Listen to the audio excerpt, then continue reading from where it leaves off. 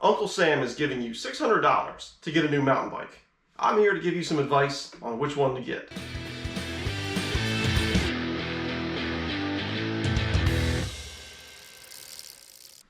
So as I'm filming this, the news just came out that we're going to get another $600 stimulus payment. That's awesome. For a lot of people out there, you may need to use that for some really practical purposes. For me, that's probably going to be the case too. Other people, you may just want to go blow that on something. If you're looking for a mountain bike, this video will give you some good advice on what you should look for, as well as 6 options that are out there that are under that $600 price point. So before we actually get to those 6 bikes, I want to talk about that $600 price point, talk about what that means in the biking world, what kind of things you should be looking for. The first thing with that $600 is that is budget. That is entry level. This is not a bike that you're going to take off of big jumps. This is not a bike that you're going to ride down, black trails, downhill.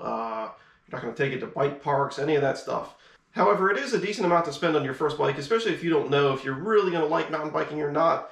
Get you something decent that can get you out on some of the more basic trails and still be, reliable enough to figure out if this is something you want to stick with, and then maybe down the road you upgrade to a better bike. It's really just that the bikes aren't made to handle the type of abuse that comes with jumping or serious downhill riding or stuff like that. The forks are not meant to take those impacts. They're not built strong enough. A lot of times things like the cranks aren't. And when you're going fast on downhill sections, you want to be sure your bike is reliable. Otherwise, it's your neck on the line. All right, so now some quick things about components and specs. If you've been biking for a while, and I suspect you probably haven't if you're watching this video, but if you have, skip ahead, get right to the bikes if you'd like to. The first thing I want to talk about is wheel size. So there's basically 2 wheel sizes that reign supreme right now, 27.5 and 29. And actually there's still, we'll see in this video, one bike that's still running 26-inch wheels. Basically, the bigger the wheel, the more it's going to roll over something easier. On the other hand, smaller wheel is going to make the bike feel a little more nimble and a little bit more playful as well. The fork is another thing you should think about. Pretty much any fork in this price range is going to be a coil sprung fork. You're going to have travel from about 80 to 100 millimeters. If you were to go up into sort of a higher price bracket, you're going to see bikes that have air sprung forks, which are lighter and they're more tunable to your weight and to your riding preference. Most of the bikes in this video are going to come with SR Suntour forks, and their hierarchy goes from XCE to XCT to XCM to XCR. And each one of those is going to get a little bit stronger, a little bit larger diameter tubes on the stanchions, but they're still not going to be, downhill approved or jumping approved forks. Drivetrains are another important thing to think about. When I say drivetrain, that's basically all the gears that make the bike move. Your cranks, your cassette, the chain, the derailleur, the shifter, all that stuff. For the longest time, bikes were running 3x systems, so that means 3 gears in the front and probably like 7, 8 in the back. That's still the case with some of these cheaper bikes, although some are moving to 2x systems and even 1x. It's counterintuitive, but to a large extent, the fewer gears you have, the better. It's less things to worry about, less complexity, easier shifting, things like that. But there is a limit to that as well, which we'll talk about later. Tires are another thing to consider, although they're easy to swap out. A lot of these bikes are considered XC bikes, cross-country bikes, so they're going to come with pretty fast-rolling tires. The downside of that, though, is that you're not going to get a ton of grip out of them. But like I said, you can always change tires later. Brakes are another important thing. Even at this price point, you don't want any of those bikes with these cantilever rim brakes and stuff like that. You want disc brakes. There are mechanical disc brakes that are cable-driven, and there are hydraulic disc brakes. Hydraulics are preferable, but you're not going to see a lot of those at this price point. And then the other thing to think about is just the total geometry of the frame. The biggest thing I look at is head tube angle. Now this comes more into play when you are doing more things, more extreme things, downhill riding, technical riding, but a slacker head angle, which means kind of more raked out, getting the wheel farther out in front of you, it's going to give you more stability at speed. Again, at this price point though, you're not going to get a lot of bikes that are like that because they're not designed for that type of riding. They don't want you doing that because, like I said, the components aren't meant to take it. So those are the broad strokes of some of the things you should be looking at. Each one of those items, you could spend hours of researching farther and farther into it. But let's go ahead and just jump into the bikes right now. The first bike on this list is the giant Talon 4 for $500.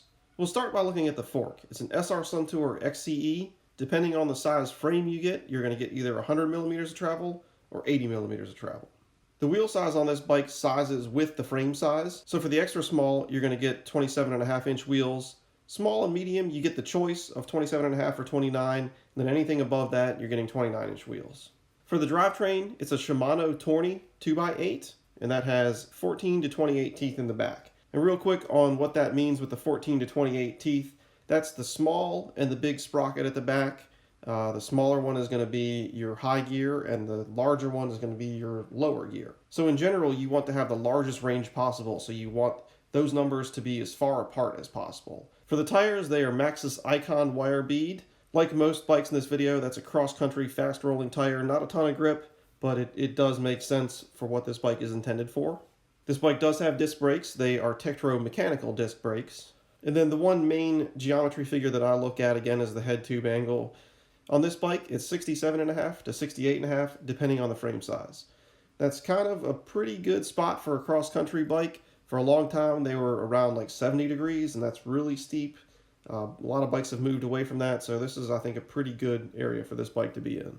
The other thing to consider with this giant Talon is that you're buying this from a local bike shop. That means you're going to get local bike shop support, you're supporting a local business, you're also getting service from them. A lot of bike shops, if you buy a bike from them, they'll give you a couple free tune-ups over the course of a year or something like that. And that's not something you're going to get from either a big box store or an online retailer. And next up is a bike from a big box store. This is the GT Aggressor Pro from Dick's Sporting Goods. This bike comes in at $479. We'll start again with the fork. This is an SR Suntour XCT with 80 millimeters of travel, and the XCT is just one small step up over the XCE that was on the giant Talon 4. For the drivetrain, it's a Shimano Acera 3x8. Now the Acera is a step up over the Tourney that we saw on the giant Talon 3x8 system. So it's not bad, it's good for cross-country riding, but when you get into more aggressive riding, you're going to have the chain falling off and stuff like that. The tires are all Terra Cypher, and I think that's actually like a GT house brand, and they are 2.1 inches wide. And on this bike, we're going to see another set of Tektro mechanical disc brakes, and we can also see that they are 160 millimeter rotors on the front and the rear. And then for that one main geometry spec that I'll look at, the head tube angle, this is 69.5. So that is getting a lot closer to that old school steeper head tube angle. It actually makes sense too, because this GT bike has been around in the Dick's lineup, kind of unchanged for many years now. Now the one weird thing that I'm noticing on their site is there is a selection about the drivetrain. You can see you can either check Shimano or Microshift. However, they don't give you any details about what that Microshift drivetrain is. Microshift does make a lot of entry-level stuff, but they've also been making a lot of nicer drivetrains lately too. So I am kind of curious what that is, but I just can't find that information currently. Alright, now we're jumping back to another local bike shop bike, and this is the Trek Marlin 5. I've actually been very critical of the Marlin series in a lot of my videos previously, but at this price point it's really not too bad. So coming in at $569, what you're going to get is an SR Suntour XCE fork. So again, we're dropping down to the bottom of the barrel fork, 100 millimeters of travel. And this is another bike where the wheel size sizes up with the frame size. Extra small and small, you're going to get 27.5 inch wheels. Medium, large, extra large, you're going to get 29 inch wheels. The Shimano Tourney drivetrain is going to be a 3x7. Again, 3x7, older technology, but not terrible for a bike like this. For the tires, it's the Bontrager XR2 Comp. That is a house brand for Trek. And it says either 2.0 or 2.2. I'm not really sure which one you get. One of the bright points on this bike are the brakes, though. You're actually going to get hydraulic brakes on this. They're Tektro hydraulic disc brakes. The biggest thing that I have been critical about this bike on before is the geometry. 69.5 degree head tube angle, just like that GT that we looked at previously. It's just really kind of old school XC geometry. And, I've heard this before. Good geometry costs the manufacturer nothing. Go ahead and make that thing 68 degrees so that you can feel a little bit more confident, even on your XC riding when you're going down some little steeper sections or things like that. Why not make it a little bit better? And then, of course, just like with the giant Talon, you're going to get that local bike shop experience with one of these bikes. The other thing I didn't mention, and this applies to that giant Talon as well, is any type of warranty claim. So if something goes wrong, take the bike back to the bike shop and they'll work with the manufacturer and they'll sort all that warranty stuff out. It's not something where you got to get on the phone with some company because you bought it online or anything like that. So there are a lot of advantages to buying a bike from a local bike shop. All right, next is a bike that falls somewhere between a local bike shop and a big box store. This is the Coop DRT10, and you can buy this at REI for $549. This is the oddball that I mentioned that's still running the 26-inch wheels. Now, in most people's eyes, this is old school technology. However, there are still some people that are 26-inch diehards. They're definitely going to feel more nimble than the other wheel sizes. So I'm trying to think of who would still want a 26-inch wheel bike. And there are a couple people that come to mind. So maybe somebody that's really short. Smaller wheels might just feel a little bit better. The other thing is maybe if you're coming from some sort of BMX background, it's going to feel weird jumping from a BMX bike to a big 29er bike. All right, so let's jump into the components. SR Suntour XCM fork, so that is above the XCE and above the XCT. A little bit thicker stanchions on that, in theory a little bit stronger. We've got a Shimano Tourney 3x7, which I think is exactly what we saw on that Trek Marlin. Tires are Kenda Cadre 26 by 2.1 inches wide. And then this is the other bike in this list that does feature hydraulic disc brakes, again Tektro branded. The head tube angle on this bike is 69 degrees, which isn't the steepest we've seen, but it's also not as slack as what we've seen on the giant Talon. Okay, now we're going full big box bike with this next bike. This is the Schwinn Axum, sold by Walmart for $598. Interestingly though, this bike used to be priced at $498 and they've recently raised the price. Now this bike has a lot of specs and components that make it sound really good.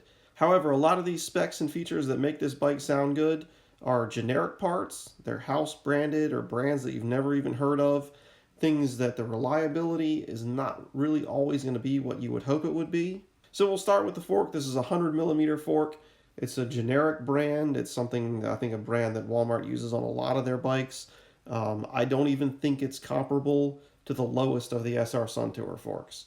The drivetrain here is a 1x system. Now at the start of this video when I said the fewer gears the better to a certain extent, now 1x systems are what all the high-end bikes have moved to. That's 1 gear in the front and then a lot in the back, usually 12. This only has 8 in the back with not a very big range on the low end and high end of the teeth of those gears.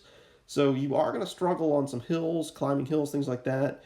You're not going to have the gear range that you really want. However, if you do want to upgrade, you can just upgrade what's going on in the rear there. You've already got the 1x crank set in the front, so you're a step ahead of the game there. Now, as far as the tires and the wheels on this bike, they're 29-inch wheels, and they do feature 2.6-inch wide tires.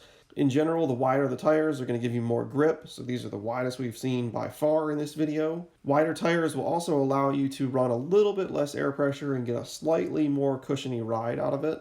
This bike does have disc brakes, however they are mechanical and they're another place where they're just generic disc brakes. The geometry figures on this bike, 67.8 degree head tube angle. I had to search this online, it's not something that they show on the Walmart site. Really not too bad at all, to be honest. One of the other really cool features that this bike has is a dropper seat post. Now again, if you're new to this, you probably don't even know what that means. Basically you have a lever on the handlebar that will allow you to raise and lower the seat on the fly. When you are pedaling and when you are climbing hills, the seat is your best friend. You want to be seated so you can get your pedaling efficiency. However, when you start going downhill or start going over some technical terrain, the seat is your enemy because that's the thing that's going to be in your way, hitting your butt, knocking you off balance. So when you are approaching a downhill section, you can flick that lever, lower the seat, and then go down it. The bike has a lot more room to move underneath you. This is something that's really cool, and no other bikes at this price range have this. Now, if you are interested in this bike, there are quite a few other YouTubers out there who have done full reviews on this thing. Look up videos from somebody named Daily Mountain Bike Rider. There's also a series of videos from Evan's MTB Saga, so check out both of those channels and really research this bike before you pull the trigger on it. All right, we'll wrap up these bikes with one more local bike shop bike, actually kind of 2 bikes in one. It's a Specialized Rockhopper, and there's the 29 and the 27.5. So they show them as 2 separate bikes, basically for each wheel size, a different bike. Each one comes in at $550. For the fork, we're looking at another SR Suntour XCE, and the travel is size specific, so it goes from 80 to 100 millimeters. The drivetrain is a mix of Microshift and Shimano parts for a 2x8 with 11 to 34 teeth in the cassette. The tires are coming in at a nice size at 2.3 inches wide. They are ground control sport tires. And we've got another set of mechanical disc brakes here with 160mm rotors front and back. They are from a brand that I've never heard of before, Radius CX7. The head tube angle varies a little bit depending on whether you get the 29-inch or the 27.5-inch version of this bike. In either case, it'll either be 68 or 68.5 degrees. The other thing to think about here with this bike, and actually is also true with a lot of the other local bike shop bikes as well, this bike is the entry level into this series, the Rockhopper series. There are bikes in this range that go all the way up to $1,200, and a lot of the components are the things that are different, but the frame is exactly the same on this bike and the $1,200 bike. So this is kind of a worthy frame for you to get into the sport, and also upgrade if you want to later on. Alright, so there you have my 6 hardtails for under $600. I'm sure there are more out there too, so if you guys know anything, leave them in the comments below. Again, this is just kind of a guide as some of the things you should be looking at and 6 bikes that fit into it. So just use these kind of things that we looked at as things to consider on whatever other bike you may find, and then you can make an educated decision and get what's best for you. Thanks for watching this video. If you got something useful out of it, please give me a thumbs up. Think about subscribing to the channel too. I do a lot of these videos of a certain number of bikes at a certain price point. If you're looking for your entry-level $600 hardtail, you may be looking for a $1,200 hardtail a year from now. And you'll probably find something useful on this channel relating to that as well. Alright, so that'll do it. Thanks again for watching, and I'll see you next time.